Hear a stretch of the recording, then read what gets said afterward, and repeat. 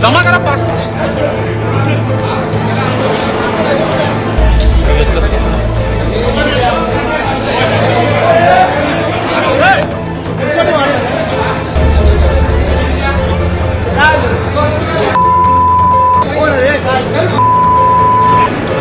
अरे घेतोय ना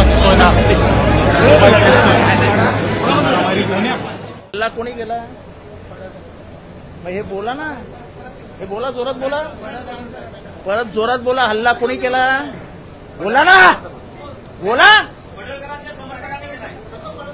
कशाला प्रश्न विचारता आम्हाला? तुमच्यात बोलण्याची हिंमत नाही तर प्रश्न कशाला विचारता आम्हाला? सांगा कोणी केला? जोरात बोला. बस झालं, अख्ख्या महाराष्ट्राला समजलं कोणी हल्ला केला. आम्हाला याच्यापेक्षा जास्त काही पुरावाच द्यायचे नाहीत. जर तुम्ही विधानसभेमध्ये गुंडांना प्रवेश देणार असाल आणि ते हल्ले करणार असतील तर आमचेच जीव सुरक्षित नाही आहेत.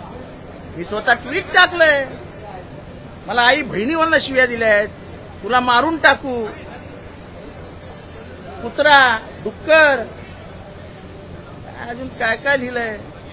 काय चालू आहे काय विधानसभेत? मी भाषण करून बाहेर आलो आणि थोडासा मोकळी हवा खेळायला बाहेर गेलो होतो. हा मालाच मारण्यासाठी आले होते सगळे.